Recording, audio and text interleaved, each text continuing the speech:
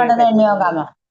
ഹരേ രാമ തേങ്ങ രാമ രാമ ഹരേ ഹരേ ഹരേ തമിഴ്നാട് കൃഷ്ണ നോക്കിയേ. കൃഷ്ണ കൃഷ്ണ ഹരേ ഹരേ ഹരേ രാമ രാമ രാമ ഹരേ ഹരേ ഹരേ കൃഷ്ണ കൃഷ്ണ കൃഷ്ണ ഹരേ ഹരേ ഹരേ രാമ രാമ ഹരേ ഹരേ ഹരേ കൃഷ്ണ കൃഷ്ണ കൃഷ്ണ ഹരേ ഹരേ ഹരേ രാമ രാമ ഹരേ കൃഷ്ണ മാതാജി. പ്രണാമം. ശ്രീ ശ്രീ രാധാഗോവിന്ദങ്ങളുടെ കീഴിലുള്ള ഭാഗവത പഠനത്തിലേക്ക് എല്ലാവർക്കും സ്വാഗതം. ലൈവ് വന്നിട്ടുണ്ടല്ലോ അല്ലേ? വന്നിട്ടില്ലേ? ഹരേ കൃഷ്ണ. ഫോക്കസ് ആക്കണല്ലേ? ആക്കിയാണോ? ആക്കിണ്ടല്ലോ അല്ലേ? ഓക്കെ. ഹരേ കൃഷ്ണ. ജ്ഞാനതിമിരാന്തസ്യ ജ്ഞാനാഞ്ജനശലാകയാ ചക്ഷുരുന്മീലിതം യേന തസ്മൈ ശ്രീഗുരവേ നമഃ. ശ്രീചൈതന്യമനോഭീഷ്ടം സ്ഥാപിതം യേന ഭൂതലേ സ്വയം രൂപ കഥാ മഹ്യം ദദാന്തി സ്വപദാന്തികം വന്ദേഹം ശ്രീഗുരോ ശ്രീയുതാപദകമലം ശ്രീഗുരും വൈഷ്ണവാം ച ശ്രീരൂപം സാഗ്രജാതം സഗണരഘുനാഥാന്വിതം താം സജീവം സാദ്വൈതം സാവധൂതം പരിജനസഹിതം ശ്രീകൃഷ്ണചൈതന്യദേവം ശ്രീരാധാകൃഷ്ണപാദാൻ സഗണലളിതാ ശ്രീവിശാഖാനിധം ച ഹേ കൃഷ്ണ കരുണാ സിന്ധോ ദീനബന്ധോ ജഗത്പദേ ഗോപേശ ഗോപികാ കാന്ത രാധാ കാന്ത നമോസ്തുതേ തപ്ത കാഞ്ചന ഗൗരാംഗീ രാധേ വൃന്ദാവനേശ്വരി വൃഷഭാനുസുതേ ദേവി പ്രണമാമി ഹരിപ്രിയേ വാഞ്ചാകൽപതരൂപ്യസ്യ കൃപാ സിന്ധുഭ്യേവ ച പതിതാനാം പാവനേഭ്യോ വൈഷ്ണവേഭ്യോ നമോ നമഃ. നമാം വിഷ്ണുപാദായ കൃഷ്ണപ്രേഷ്ഠായ ഭൂതലേ ശ്രീമതേ ഭക്തിവേദാന്ത സ്വാമി ഇതി നാമിനി. നമസ്തേ സാരസ്വതേ ദേവേ ഗൗരവാണി പ്രചാരിണേ നിർവിശേഷ ശൂന്യവാദി പാശാത്യദിശതാരിണി. നമാം വിഷ്ണുപാദായ കൃഷ്ണപ്രേഷ്ഠായ ഭൂതലേ ശ്രീമതേ ജയപതാക സ്വാമി ഇതി നാമിനി. നമാചാര്യപാദായ നിതായ കൃപപ്രദായിനി ഗൗരകഥാദാമതായ നഗരഗ്രാമതാരിണി. നാരായണം നമസ്കൃഭ്യാം നരം ചൈവ നരോത്തമം ദേവീം സരസ്വതീം വ്യാസം തതോ ജയമുദീരയത്. നഷ്ടപ്രായേഷു ഭദ്രേഷു നിത്യം ഭാഗവത സേവയാ ഭഗവതീർ ഉത്തമ ശ്ലോകേ ഭക്തിർഭവതി നൈഷ്ഠികി. ജയ ശ്രീകൃഷ്ണ ചൈതന്യ പ്രഭോ നിത്യാനന്ദ ശ്രീ അദ്വൈത ഗദാധര ശ്രീവാസാദി ഗൗരഭക്തവൃന്ദ. ഹരേ കൃഷ്ണ കൃഷ്ണ കൃഷ്ണ ഹരേ ഹരേ ഹരേ രാമ രാമ രാമ ഹരേ ഹരേ. ഹരേ കൃഷ്ണ. ഹരേ കൃഷ്ണ മാതാജി.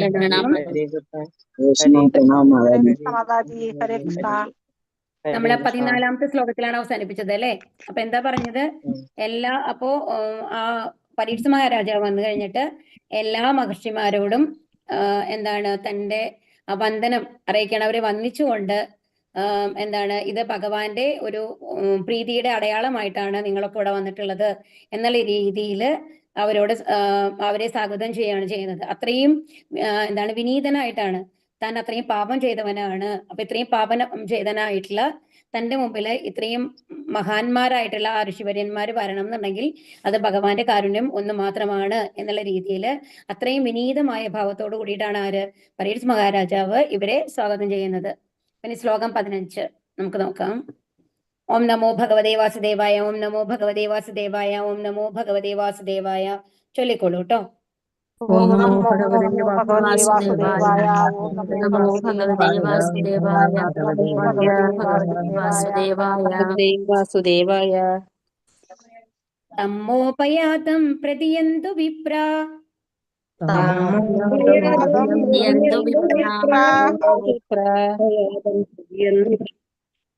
ഗംഗാ ച ദേവി ധൃതചിത്തമീശേ.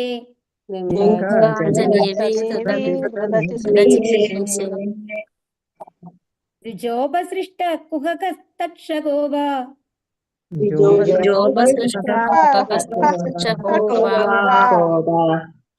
ദശത്വലം ഗായത വിഷ്ണുഗാഥാഃ.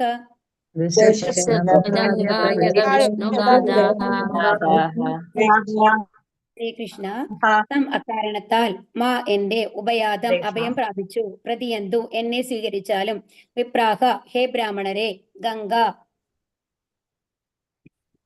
ഗംഗാമാതാവ് ച ദേവി ഭഗവാന്റെ നേരിട്ടുള്ള പ്രതിനിധി ധൃത ഉള്ളിൽ ആവാഹിക്കുക ചിത്തം ഹൃദയത്തിൽ ഈശേ ഭഗവാന് ദ്വിജ ഉപസൃഷ്ടക ബ്രാഹ്മണനാൽ സൃഷ്ടിക്കപ്പെട്ട കുഹകഹ മാന്ത്രികമായ എന്തോ തക്ഷകഹ തക്ഷകൻ എന്ന സർപ്പം വാ അല്ലെങ്കിൽ ദശതു വംശിക്കട്ടെ അലം ഒട്ടും താമസിയാതെ താമസം വിന ഗായത ദയവായി ആലപിക്കുന്നത് തുടർന്നാലും വിഷ്ണുഗാഥാഹ വിഷ്ണുവിന്റെ കർമ്മങ്ങളെ കുറിച്ചുള്ള വർണ്ണനകൾ. വിവർത്തനം. ശ്രീല പ്രഭുപാദിക്ക് ജയ്. ഹേ ബ്രാഹ്മണരെ, നിങ്ങൾ എന്നെ പൂർണ്ണ സമർപ്പിതാത്മാക്കളായി അംഗീകരിച്ചാലും ഭഗവത് പാതാരവിന്ദങ്ങളെ ഞാൻ മുമ്പേ തന്നെ എന്റെ ഹൃദയത്തിൽ കുടിയിരുത്തുകയാൽ ഭഗവത് പ്രതിനിധിയായ ഗംഗാമാതാവിനെയും അവിധം എന്നെ സ്വീകരിക്കാൻ അനുവദിച്ചാലും ആ പാമ്പിനെ, പക്ഷിയെ അല്ലെങ്കിൽ ബ്രാഹ്മണനാൽ സൃഷ്ടിക്കപ്പെട്ട മാന്ത്രിക വസ്തു എന്തു തന്നെയായാലും അതിനെ ഉടൻ തന്നെ എന്നെ ദംശിക്കാൻ അനുവദിക്കുക. വിഷ്ണു ഭഗവാന്റെ ലീലകളെക്കുറിച്ച് നിങ്ങൾ എല്ലാവരും തുടർച്ചയായി ആലപിക്കണം എന്നാണ് എന്റെ ഒരേ ഒരു ആഗ്രഹം. അപ്പൊ ഇവിടെ എന്താ പറയണത്? അത് എന്നെ പൂർണ്ണ സമർപ്പിതാത്മാക്കളായി അംഗീകരിച്ചാലും. അപ്പൊ പരീക്ഷ മഹാരാജാവിനെ എങ്ങനെ കാണാനാണ് പറയണത്? പൂർണ്ണമായിട്ട് സമർപ്പിതം, അതായത് പൂർണ്ണ വിധേയത്വമാണ്, നമ്മൾ ആരുമല്ല എന്നുള്ളൊരു ഭാവം. പൂർണ്ണമായി ശരണാഗതി, ഭഗവാനെ പ്രാപിച്ചു കഴിഞ്ഞു അല്ലെ, ഭഗവത് പാദാരവിന്ദങ്ങളെ ഹൃദയത്തിൽ കുടിയിരുത്തി കഴിഞ്ഞു അല്ലെ. അപ്പൊ അതുകൊണ്ട് തന്നെ എന്താണ് പോയത്? നമ്മൾക്ക് എല്ലാം ഏറ്റവും കൂടുതൽ പേടിയുള്ളത് എന്താണ്? മരണമാണ് അല്ലെ. മരണത്തിന് എല്ലാവർക്കും പേടിയാണ് അല്ലെ. അപ്പം ഈ പരീക്ഷ മഹാരാജാവിന് ആ ഭഗവത് പാദാരവിന്ദങ്ങളെ ഹൃദയത്തിൽ കുടിയിരുത്തിയത് കൊണ്ട് എന്തുണ്ടായി? ആ മരണത്തിനോടുള്ള പേടി പോയി. എന്നിട്ട് എന്താ പറയുന്നത്? ഭഗവത് പ്രതിനിധിയാണ് ഗംഗാമാതാവില് എന്ന് പറഞ്ഞു കഴിഞ്ഞാൽ, ഗംഗാനദി എന്ന് പറഞ്ഞു കഴിഞ്ഞാൽ എല്ലാ പാപങ്ങളെയും തീർക്കുന്നവളാണ് അല്ലെ. ഭഗവാന്റെ പാദാരവിന്ദങ്ങളെ ചുംബിച്ചിട്ടാണ് ഭൗതിക ലോകത്തിലേക്ക് ആര് വന്നിട്ടുള്ളത്? ഗംഗാദേവി വന്നിട്ടുള്ളത്. മാത്രമല്ല, ആരാണ് ഗംഗാദേവിയെ ശിരസിൽ വഹിച്ചിട്ടുള്ളത്? മഹാദേവനാണ്. വൈഷ്ണവാനാം യഥാശംഭോ, ഏറ്റവും ഉത്തമനായിട്ടുള്ള വൈഷ്ണവനായിട്ടുള്ള ഭഗവാന്റെ ജടയിൽ കൂടെയാണ് അത് വരുന്നത് അല്ലെ. അപ്പം ആരാണ്? സാക്ഷാൽ കൃഷ്ണ ഭഗവാന്റെ പാദാരവിന്ദങ്ങളിൽ കൂടി അദ്ദേഹത്തിന്റെ ഏറ്റവും ഉത്തമ ഭക്തനായ മഹാദേവന്റെ ശിരസിൽ വഹിച്ചുകൊണ്ട് അവിടെ നിന്നാണ് ആര് വരുന്നത്? ഗംഗാദേവി വരുന്നത്. അപ്പോൾ ഒരു പൂർണ്ണ ഭക്ത, ആദ്യം തന്നെ ഭഗവാന്റെ പാദാരവിന്ദങ്ങളാണ്, അപ്പോൾ തന്നെ പരിശുദ്ധമാണ് അല്ലെ. അതിനുശേഷം ഒരു പരിശുദ്ധ ഭക്തനാണ് ആര് ശിരസിൽ വഹിച്ചിരിക്കുന്നത്. ആ പരിശുദ്ധ ഭക്തന്റെ അനുഗ്രഹം ഉണ്ടാവുക എന്ന് പറഞ്ഞു കഴിഞ്ഞാല് ഭഗവാനേക്കാളും വലിയ അനുഗ്രഹമാണ് ഭക്തന്റെ അനുഗ്രഹം കിട്ടുന്നത് എന്നാണല്ലോ നമ്മളെ പഠിപ്പിക്കണത്. അപ്പൊ ഏത് തരത്തിലും ഗംഗാ തീർത്ഥം എന്ന് പറയുന്നത്, ഗംഗാ നദിയിലെ ജലം എന്ന് പറയുന്നത് അത്രയും പവിത്രമാണ്. അപ്പൊ എന്താണ് പറയുന്നത്? ഭഗവത് പ്രതിനിധിയായ ഗംഗാമാതാവിനെയും അഭിതം എന്നെ സ്വീകരിക്കാൻ അനുവദിച്ചാലും എന്ന് പറയാണ്. അപ്പൊ ഇനി എന്താണ് പറയുന്നത്? ആ ബ്രാഹ്മണനാൽ സൃഷ്ടിക്കപ്പെട്ട മാന്ത്രിക വസ്തു ഇനി 7 ദിവസം വെയിറ്റ് ചെയ്യേണ്ട ആവശ്യമില്ല. ആദ്യത്തെ ദിവസമാണ് അല്ലെ. ആദ്യത്തെ ദിവസമായാലും കുഴപ്പമില്ല, അത് വന്ന് എന്നെ കടിച്ചോട്ടെ എന്നാണ് പറയുന്നത്. അപ്പൊ അത്രയും എന്താണ് ഭയമില്ലാതെ ആ ഭഗവാനെ സ്വീകരിക്കാനായിട്ട് ആര് റെഡിയാണ്? പരീക്ഷ മഹാരാജാവ് റെഡിയാണ്. ഭഗവാന്റെ അടുത്തേക്ക് പോകും എന്നുള്ളത് ഉറപ്പൊന്നുമില്ല, കാരണം നമ്മളുടെ പാപഫലങ്ങൾക്ക് അനുസരിച്ചിട്ടാണ്. പക്ഷേ ഭഗവാൻ എന്ത് ശിക്ഷയാണ് തരുന്നത് എന്നുണ്ടെങ്കിലും, ഈ മരണത്തിൽ കൂടി എന്താണ് സംഭവിക്കാൻ പോകുന്നത് എന്നുണ്ടെങ്കിലും അതിനെ നേരിടാനായിട്ട് തയ്യാറാണ് ആരിപ്പോ?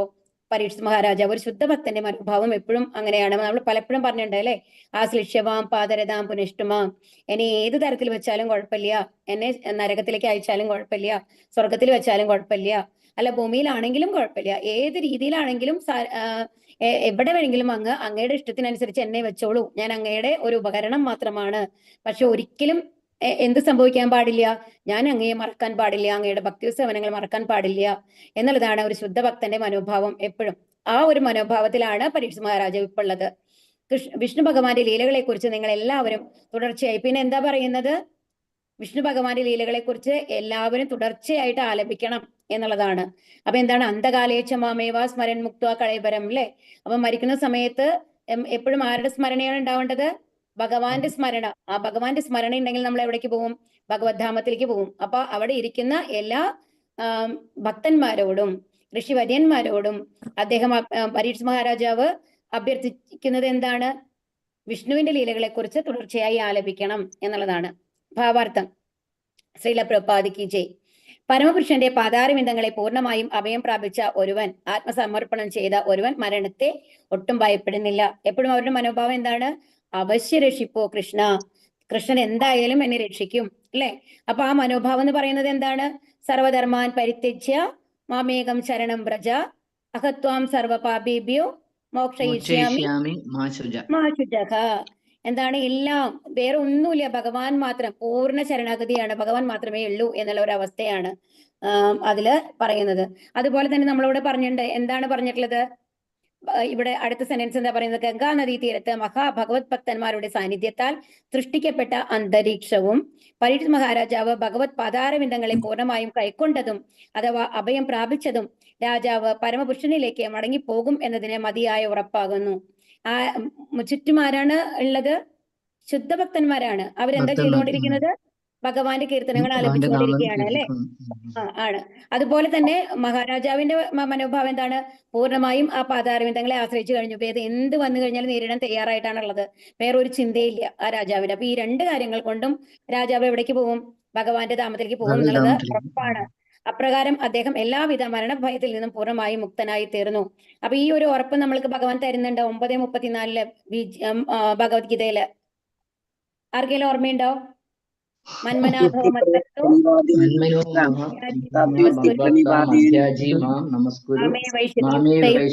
ആത്മാനം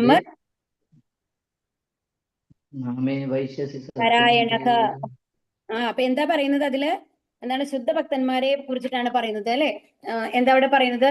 എന്നിൽ മനസ്സുറപ്പിക്കുക, ഭക്തനാവുക, എന്നെ ആരാധിക്കുകയും പ്രണമിക്കുകയും ചെയ്യുക. എന്നിൽ തന്നെ പൂർണ്ണമായും മുഴുകിയിരിക്കുന്നത് കൊണ്ട് നീ തീർച്ചയായും എന്നെ പ്രാപിക്കും. അപ്പൊ ഭഗവാന്റെ ഉറപ്പ് തരുന്നുണ്ട്.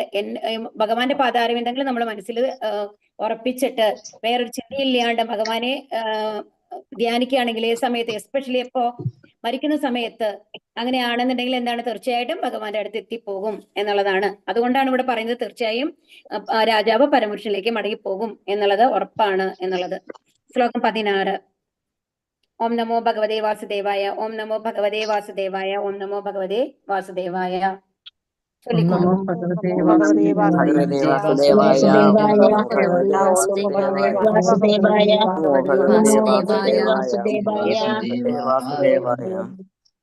ഭൂയാത് ഭഗവത്യനന്തേ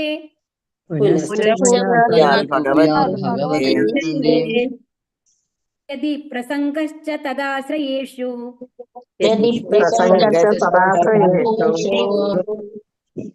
അകസ്സുയാമ്യാമുപയാമി സൃഷ്ടിം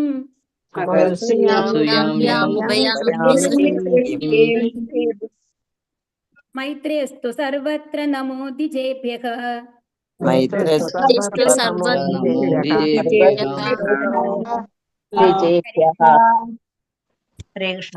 വീണ്ടും ഭൂയാത് അങ്ങനെയാകട്ടെ. ഭഗവതി ശ്രീകൃഷ്ണ ഭഗവാന് അനന്തേ അനന്തശക്തികൾ ഉള്ളവൻ, രതിഹി ആകർഷിക്കുന്നു, പ്രസംഗക സംസർഗം, തത് അദ്ദേഹത്തിന്റെ, ആശ്രയേഷുഹു ഭഗവത് ഭക്തരോടൊപ്പം, മഹത്സു ഭൗതിക സൃഷ്ടിക്കുള്ളിൽ, യാം യാം എവിടെയൊക്കെ, ഉപയാമി എനിക്ക് കൈക്കൊള്ളാം, സൃഷ്ടിം എന്റെ ജന്മം, മൈത്രി മൈത്രി, അസ്തു അത് ആയിരിക്കട്ടെ, സർവത്ര എവിടെയും, നമഃ എന്റെ പ്രണാമങ്ങൾ, ദ്വിജേഭ്യഃ ബ്രാഹ്മണർക്ക്, വിവർത്തനം.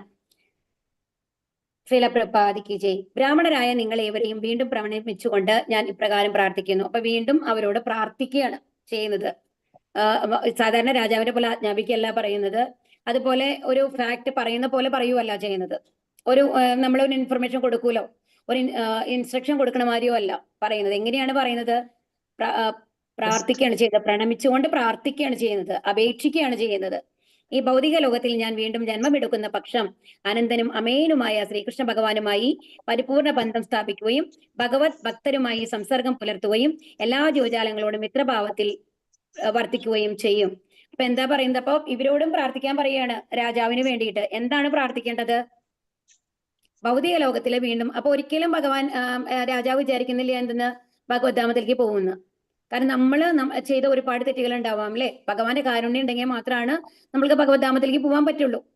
ആ അവസ്ഥ കണ്ടിട്ടാണ്, നമ്മൾ ആ കണ്ടീഷൻ കണ്ടിട്ട് നമ്മൾ തീരുമാനിച്ചു എന്താണെന്ന്. ഭഗവാൻ രാജാവ് എന്തായാലും ഭഗവാന്റെ ധാമത്തിലേക്ക് പോകുന്നത്. പക്ഷെ രാജാവ് എന്താണ് വിചാരിക്കുന്നത്? വീണ്ടും ഈ ഭൂലോകത്തില് ജന്മം എടുക്കുന്ന പക്ഷം എന്ത് വേണം?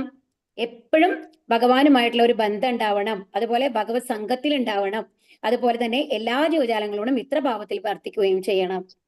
അത് ഒരാളോടും ഒരു ദേഷ്യമോ വിദ്വേഷമോ ഉണ്ടാവാൻ പാടില്ല.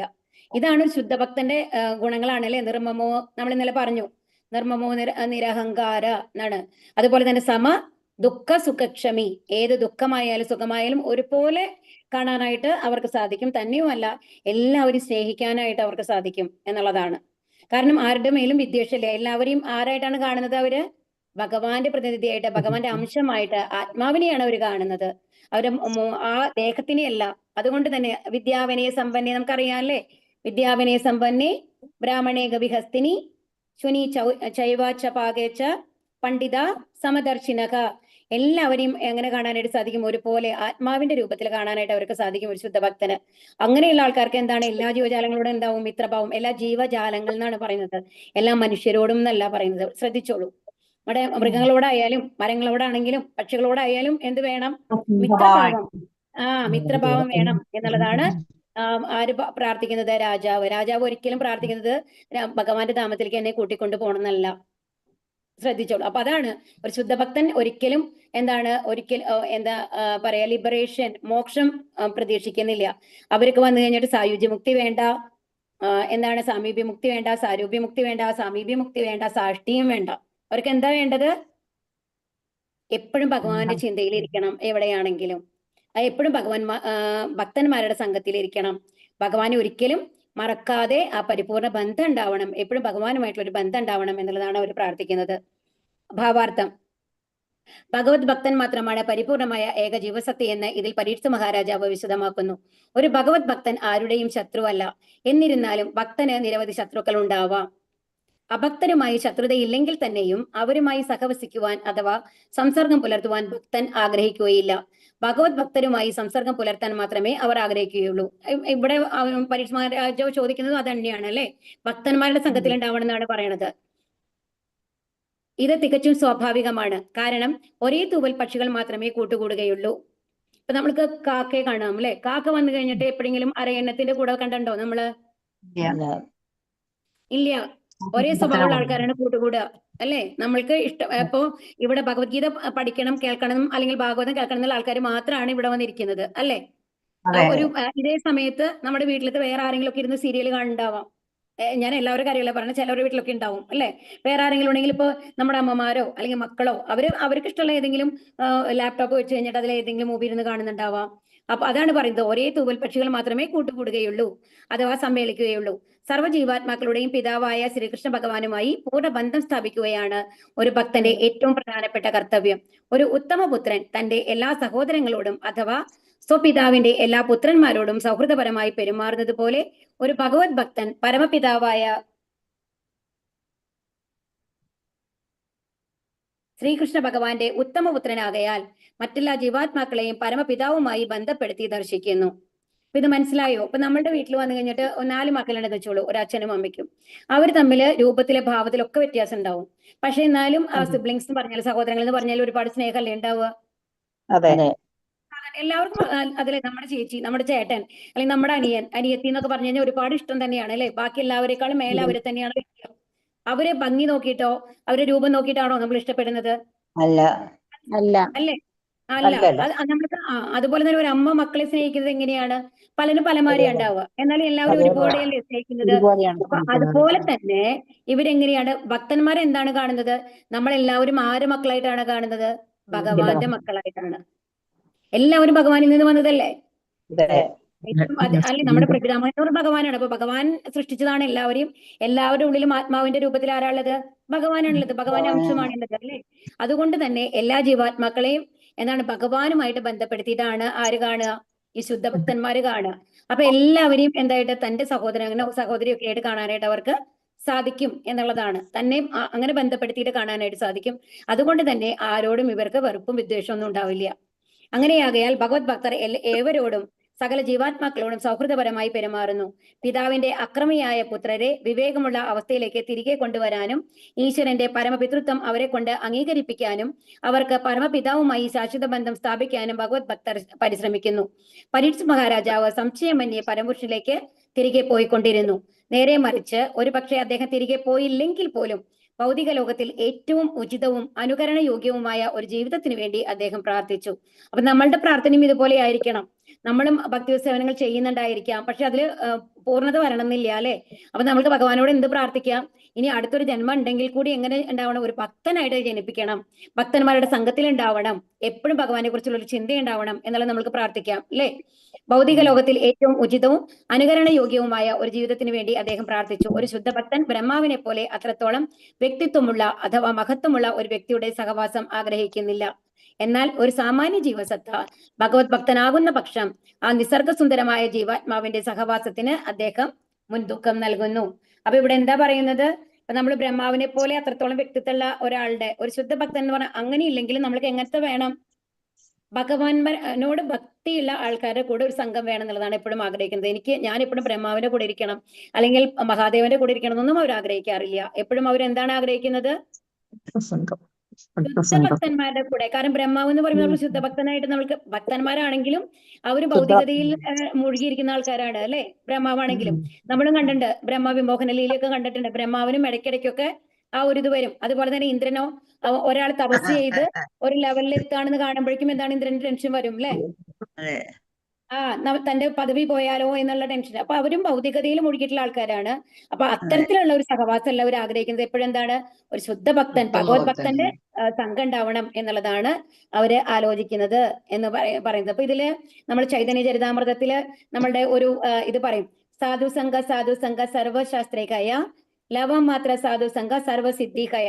അല്ല എന്താ പറയണെന്നുണ്ടെങ്കിൽ സാധു സംഘ ഒരു ശുദ്ധഭക്തന്റെ സംഘത്തില് നമ്മൾ പെട്ട് കഴിഞ്ഞു കഴിഞ്ഞാൽ, ഇപ്പൊ നാരദനെ അറിയാം. നാരദന് എന്തെങ്കിലും അറിയണ്ടായിരുന്നോ? നാരദൻ 5 വയസ്സിന്റെ കുട്ടിയായിരുന്നു അല്ലെ, ഒന്നും അറിയണ്ടായിരുന്നില്ല. അവര് അമ്മ എന്ന് പറയുന്നത് ഒരു സാധാരണ ജോലിക്കാരത്തി സ്ത്രീയാണ്, വീട്ടു ജോലിക്കാരത്തിയാണ് അതും. അപ്പൊ അവർക്ക് ശാസ്ത്രങ്ങളെ കുറിച്ച് അറിയില്ല, ഒന്നും അറിയില്ല. എന്നിട്ട് പോലും ആ സാധുസംഘം കൊണ്ട് എന്താ കിട്ടിയത്? നാരദൻ ഇപ്പൊ ശുദ്ധഭക്തനാണ് അല്ലെ. എത്ര പേരെയാണ് നാരദർ ഭക്തരാക്കിക്കൊണ്ടിരിക്കുന്നത് നമ്മൾക്കറിയാം. ആ ഒരു ലെവലിലേക്ക് എത്താനായിട്ട് സാധിച്ചു. അപ്പൊ എപ്പോഴും നമ്മൾക്ക് എന്താ വേണ്ടത്? എപ്പോഴും നമ്മൾ പ്രാർത്ഥിക്കേണ്ടത് എന്താണ്? നമ്മൾക്കൊരു സാധുസംഘം ഉണ്ടാവണം എന്നുള്ളതാണ് പ്രാർത്ഥിക്കേണ്ടത്. ഇനി അടുത്ത ശ്ലോകം കേട്ടോ. ഓം നമോ ഭഗവതേ വാസുദേവായ, ഓം നമോ ഭഗവതേ വാസുദേവായ, ഓം നമോ ഭഗവതേ വാസുദേവായ. ഭഗവതേ വാസുദേവായ, നമോ ഭഗവതേ വാസുദേവായ. രാജാത്യവസായ യുക്തഃ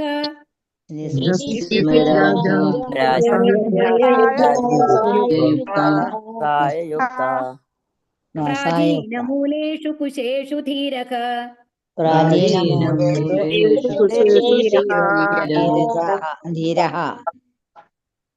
ഉദങ്മുഖോ ദക്ഷിണകൂല ആസ്തേ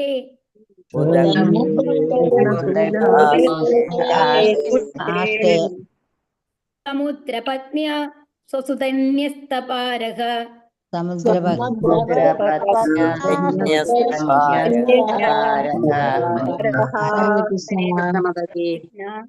ഇതി അപ്രകാരം പൂർവകാലത്തിലെ പോലെ രാജാവ് അത്യവസായ സ്ഥിരപ്രയത്നം യുക്തഃ വ്യാപൃതനാകയാൽ പ്രാചീന പൂർവദിക്കിൽ മൂലേഷു വേരുകൾ കുശേഷു കുശപ്പുല്ലുകളാൽ നിർമ്മിച്ച ഇരിപ്പിടത്തിൽ ധീരഃ ആത്മനിയന്ത്രണം പാലിച്ച് ഉദക്മുഖഃ ഉത്തരദിക്കിന് അഭിമുഖമായി ദക്ഷിണ ദിക്കിൽ കുലേ നദീതടം ആസ്തേ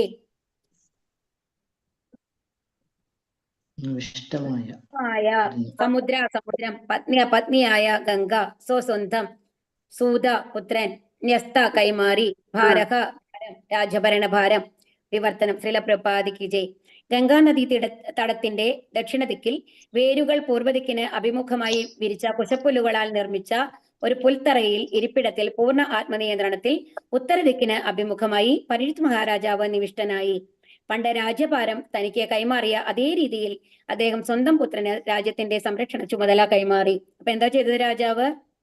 ഗംഗാ നദീ തടത്തിന്റെ ദക്ഷിണ ദിക്കിലെ തെക്കേ ഭാഗത്താണ് വന്നിരിക്കുന്നത്. എങ്ങോട്ട് തിരിഞ്ഞിട്ടാണ്?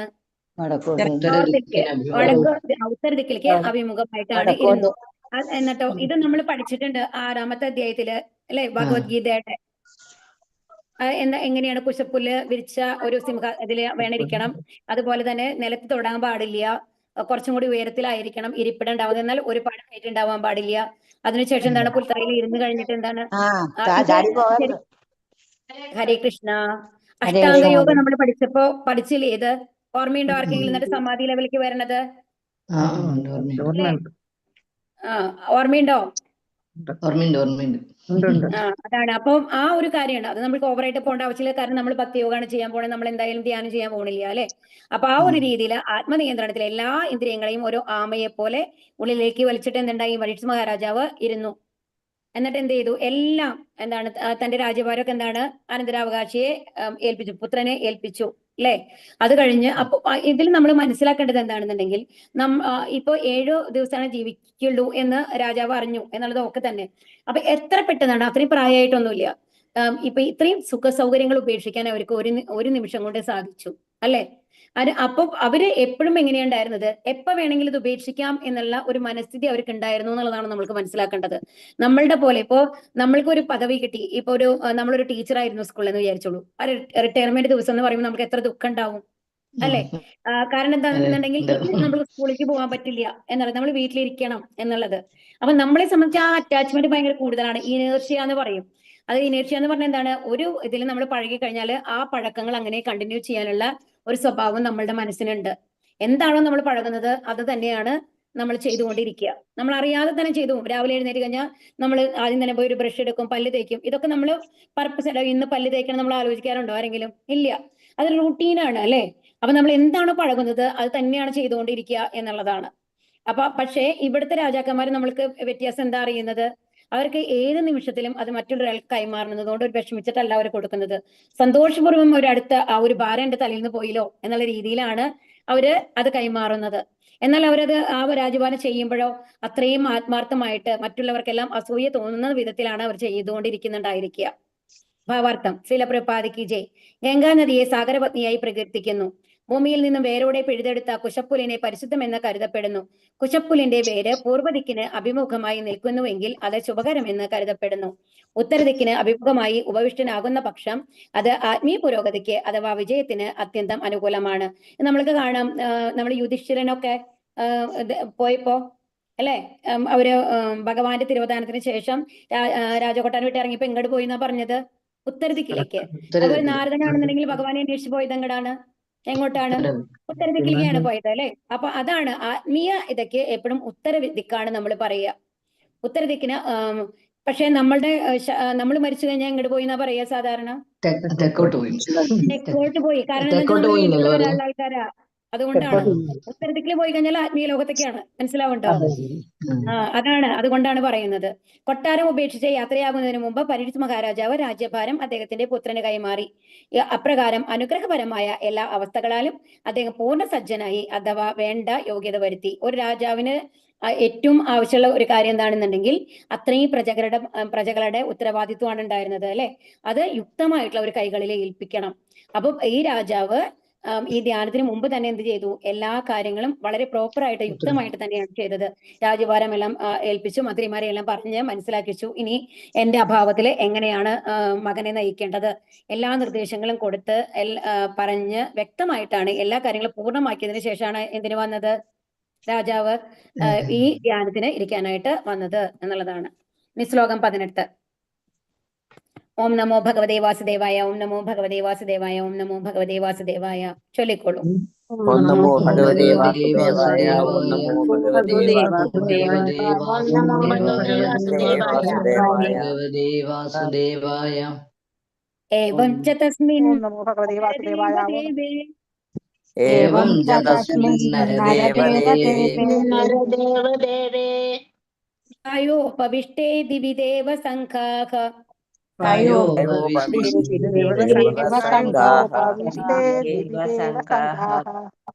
പ്രശസ്യ ഭൂമൗ വ്യകിരൻ പ്രസൂനൈർ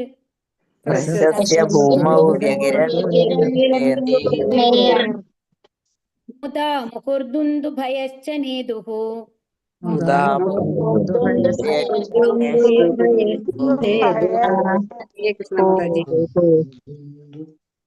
ഹരേ കൃഷ്ണ.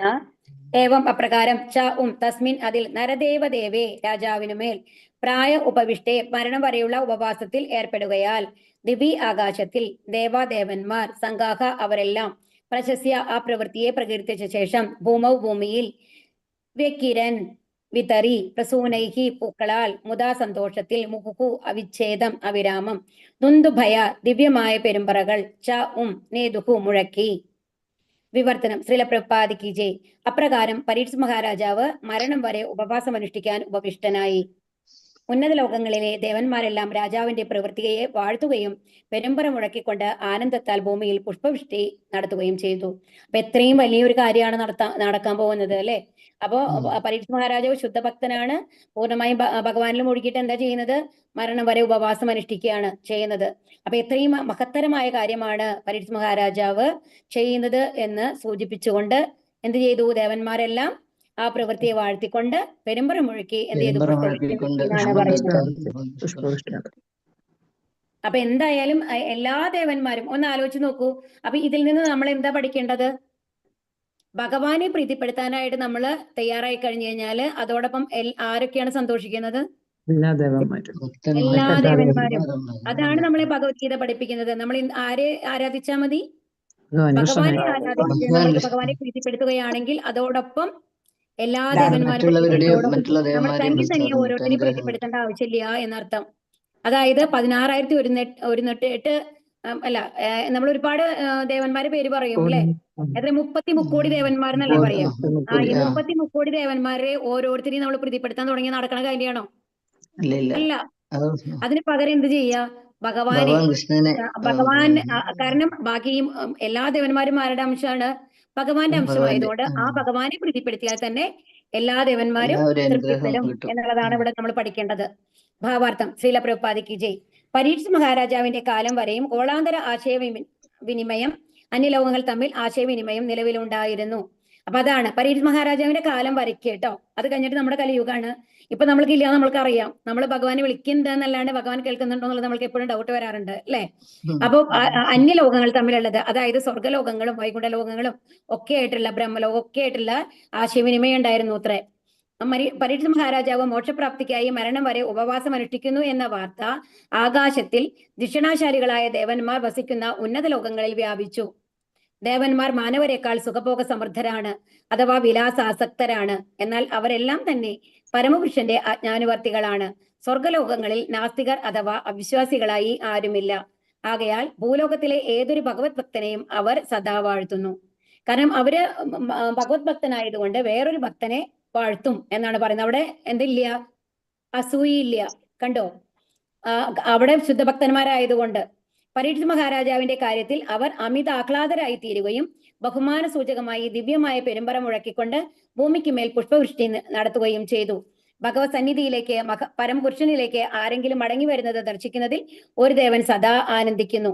മാത്രവുമല്ല, അദ്ദേഹത്തിന്റെ അതിദൈവിക ശക്തികളാൽ എല്ലാവിധത്തിലും ഭക്തനെ കഴിയുന്നത്ര സഹായിച്ചേക്കാവുന്ന തരത്തിൽ അദ്ദേഹം ഭഗവത് ഭക്തരോട് സദാ പ്രീതിയുള്ളവനാണ്. അവരുടെ കർമ്മങ്ങളാൽ ഭഗവാൻ അവരിൽ പ്രസന്നനാകുന്നു. അപ്രകാരം ഭഗവാനും ദേവന്മാരും ഭൂലോകത്തിലെ ഭഗവത് ഭക്തരും തമ്മിലുള്ള പൂർണ്ണ സഹകരണത്തിന്റെ അദൃശ്യമായ ഒരു ശൃംഖലയുണ്ട്. ഇപ്പൊ നമ്മൾ പറയാറുണ്ട് അല്ലെ? കാരണം ശിവഭക്തന്മാരായി കഴിഞ്ഞു കഴിഞ്ഞാല് അവരെവിടേക്ക് എത്തുന്ന പറയാ? ഭഗവാന്റെ അടുത്തേക്ക് എത്തും ഇത്രേ. കാരണം എത്തിക്കും എന്നാണ്. കാരണം ഓരോ ദേവന്മാരും വിചാരിക്കണത് എന്താണ്? എല്ലാവരും ഈ ഭൂലോകത്തിലുള്ള ഓരോരുത്തരും എവിടേക്ക് പോകണമെന്നാണ്? ഭഗവാന്റെ അടുത്തേക്ക് തിരിച്ചു പോകണമെന്നാണ്. ഇപ്പൊ നമ്മുടെ വീട്ടിൽ തന്നെ നമ്മുടെ അനിയന്മാരോ അനിയത്തിമാരോ ഉണ്ടെന്ന് വിചാരിച്ചോളൂ. ഓക്കെ, നമ്മൾ കുറച്ച് വലുതാണ്, നമ്മൾ ചേട്ടനോ ചേച്ചിയാണെന്ന് വിചാരിക്കൂ. അപ്പൊ നമ്മൾ ഓരോ പരീക്ഷയിലും അവരെ നമ്മൾ ഗൈഡ് ചെയ്യും. കാരണം നമ്മൾക്കറിയും അവരെ പഠിപ്പിക്കാനായിട്ട് അല്ലെ? എപ്പോഴും ചേട്ടന്മാരോ ചേച്ചിമാരോ ഇരിക്കാറുണ്ട്. അവരെപ്പോഴെങ്കിലും അവർ വന്നു കഴിഞ്ഞിട്ട് പരീക്ഷയിൽ ഫുൾ മാർക്ക് വാങ്ങി കഴിഞ്ഞാൽ ഇവർക്ക് സങ്കടം തോന്നുമോ? ഹരേ കൃഷ്ണ. എന്താ? സന്തോഷിക്കും. കാരണം എന്താണ്? എന്റെ അനിയന് 100 മാർക്ക് കിട്ടി എന്ന് നമ്മൾ എല്ലാവരോടും പറഞ്ഞു നടക്കും അല്ലെ? പൊതുവെ ആ ഒരു എന്താണ്, സ്വന്തം സിബ്ലിങ്സ് ആണെങ്കിൽ, അപ്പുറത്തെ വീട്ടിലത്തെ ആൾക്കാരുടെ കാര്യമല്ല ഞാൻ പറയണത്, നമ്മുടെ അനിയത്തിമാരോ അനിയന്മാരോ നല്ല രീതിയിൽ വന്നു കഴിഞ്ഞാൽ അവരെ ഗൈഡ് ചെയ്ത് അവരെ പഠിപ്പിച്ചു കൊണ്ടുവരാനായിട്ട് എപ്പോഴും മൂത്ത ആൾക്കാർ ശ്രമിക്കാറുണ്ട്. അവിടെ വന്നു കഴിഞ്ഞിട്ട് ഒരു അസൂയോ ഒന്നും പൊതുവേ ഉണ്ടാവാറില്ല അല്ലെ? ചെറിയ കുട്ടികളാണെങ്കിൽ, ഒരേ പ്രായത്തിലുള്ളവരാണെങ്കിൽ ചിലപ്പോൾ ഉണ്ടാവും. ടിൻസ് ഒക്കെ ആണെങ്കിൽ അതെനിക്കറിയില്ല. പക്ഷെ താഴെ ഉള്ള മക്കളൊക്കെ ആണെന്നുണ്ടെങ്കിൽ അവർ നമ്മളെ ഗൈഡ് ചെയ്യാനായിട്ട് ചേട്ടന്മാരോ ചേച്ചിമാരോ ഇരിക്കും അല്ലെ? അവർ നന്നായിട്ട് വരണം എന്ന് വിചാരിച്ചു കഴിഞ്ഞിട്ട്. അതുപോലെ തന്നെയാണ് ഈ ദേവന്മാരൊക്കെ. ഈ ദേവന്മാരൊക്കെ എന്താണ് വിചാരം? ഇവിടെയുള്ള ആൾക്കാരെ ഇത്രയും കഷ്ടപ്പെടുന്ന, ദുഃഖിക്കുന്ന നമ്മളെ പോലുള്ള ആൾക്കാര് ഭഗവത് ഭക്തി വന്നു കഴിഞ്ഞിട്ട് ഭഗവാനിലേക്ക് എത്തണം എന്നാണ് അവരാഗ്രഹിക്കുന്നത് എന്നാണ് ഇവിടെ പറയുന്നത്. അതുകൊണ്ട് തന്നെ ഭഗവാനെ പ്രീതിപ്പെടുത്തി കഴിഞ്ഞു കഴിഞ്ഞാല് അവരും എന്തായിട്ട് മാറും? അവരും ഹരേ കൃഷ്ണ ഭഗവാനിലേക്ക് നയിക്കാനായിട്ട് നമ്മളെ സഹായിക്കും എന്ന് മാത്രമല്ല, നമ്മൾ ഭഗവാനെ പ്രീതിപ്പെടുത്തുമ്പോൾ അവരും അതോടൊപ്പം സന്തോഷിക്കും. അയ്യോ, എന്നെ പൂജിച്ചില്ലല്ലോ എന്ന് പറഞ്ഞിട്ട് അവർ ദുഃഖിക്കില്ല എന്നർത്ഥം. ഭഗവാനിലേക്ക് അവരെത്തി എന്നുണ്ടെങ്കിൽ എല്ലാ ദേവന്മാരും അതിന് സന്തോഷിക്കുകയാണ് ചെയ്യുക എന്നുള്ളതാണ് ഇവിടെ പറഞ്ഞു തരുന്നത് നമ്മൾക്ക്. ഒരു ദേവൻ സദാ ആനന്ദിക്കുന്നു. അതുപോലെ അതിദൈവിക ശക്തികളാൽ എന്താണ് ചെയ്യുക? ഭക്തന്മാരെ കഴിയുന്നത്ര സഹായിക്കും ഈ ഭഗവത് ഭക്തിയിൽ എത്തിക്കാനായിട്ട്. ഇപ്പൊ നമ്മളപ്പോ ദേവതമാരെ പൂജിക്കുന്ന ആൾക്കാരാണെങ്കിലും അവരെന്ത് ചെയ്യും? ആ ദേവതന്മാർ മൂലമായിട്ട് ഭഗവാനിലേക്ക് എത്താനുള്ള വഴികളുണ്ട്, സാധ്യതകളുണ്ട് എന്നുള്ളതാണ് ഇവിടെ പറഞ്ഞു തരുന്നത് നമ്മൾക്ക്. ഭക്തനെ കഴിയുന്നത്ര സഹായിച്ചേക്കും. ഇപ്പൊ നമ്മൾക്ക് അറിയാമല്ലേ, മഹാദേവനൊക്കെ എത്രയോ അനുഗ്രഹങ്ങൾ എത്രയോ പേർക്ക് കൊടുത്തിട്ടുണ്ട് അല്ലെ? മാർക്കാണ്ഡേയന്റെ ഒക്കെ കഥ അറിയാലോ അല്ലെ? ശിവഭക്തൻ അത് ഭഗവാനിലേക്ക് തന്നെ എത്തിയില്ലേ? കൃഷ്ണ ഭഗവാനിലേക്കല്ലേ എത്തിയത്? അപ്പൊ അതാണ് ആ ആലിലയിൽ കിടക്കുന്ന കൃഷ്ണന്റെ രൂപം കാണിച്ചു കൊടുക്കുന്നത് ശരിക്കും മാർക്കണ്ഡേയന് മുനിക്കാണ് കേട്ടോ. അപ്രകാരം ഭഗവാനും ദേവന്മാരും ഭൂലോകത്തിലെ ഭഗവത് ഭക്തരും തമ്മിലുള്ള പൂർണ്ണ സഹകരണത്തിന്റെ അദൃശ്യമായ ഒരു ശൃംഖലയുണ്ട്. അതുകൊണ്ട് നമ്മൾ എന്ത് ചെയ്യണം? എവിടെ ഭഗവാനെ പ്രീതിപ്പെടുത്താനായിട്ട് ശ്രമിക്കുക എന്നുള്ളതാണ്. അതോടൊപ്പം മറ്റെല്ലാ ദേവന്മാരും പ്രീതിപ്പെടും എന്നുള്ളതാണ് ഇവിടെ ഓരോ ഇതിലും നമ്മൾക്ക് പറഞ്ഞു തരുന്നത്. അപ്പൊ അവരെന്ത് ചെയ്തു? അതുകൊണ്ടാണ് ഈ പരീക്ഷ മഹാരാജാവ് ഉപവാസം അനുഷ്ഠിച്ചുകൊണ്ട് പരമദിവ്യോധ പുരുഷനായിട്ടുള്ള ഭഗവാനെ ധ്യാനിക്കാൻ തുടങ്ങുമ്പോൾ എല്ലാവരും സന്തോഷിച്ച് പുഷ്പവൃഷ്ടി നടത്തിയത് എന്നുള്ളതാണ് ഇവിടെ പറയുന്നത് കേട്ടോ. ഹരേ കൃഷ്ണ. സമയായല്ലോ. ഇനി അടുത്ത ശ്ലോകം നാളെ നോക്കാം കേട്ടോ. വാഞ്ചാകൽപതരുഭ്യശ്ച കൃപാസിന്ധുഭ്യേവ ച പതിതാനാം പാവനേഭ്യോ വൈഷ്ണവേഭ്യോ നമോ നമഃ. അനന്തകോടി വൈഷ്ണവവൃന്ദ കി ജയ്, പ്രഭാതി കി ജയ്, ഗുരുമഹാരാജ് കി ജയ്, ഗൗരി പ്രേമാനന്ദേ ഹരി ഹരി ബോൾ. ഹരേ കൃഷ്ണ. ഹരേ കൃഷ്ണ മാതാജി. മാതാജി. ഹരേ കൃഷ്ണ മാതാജി. കൃഷ്ണ മാതാജി. ഹരേ കൃഷ്ണ.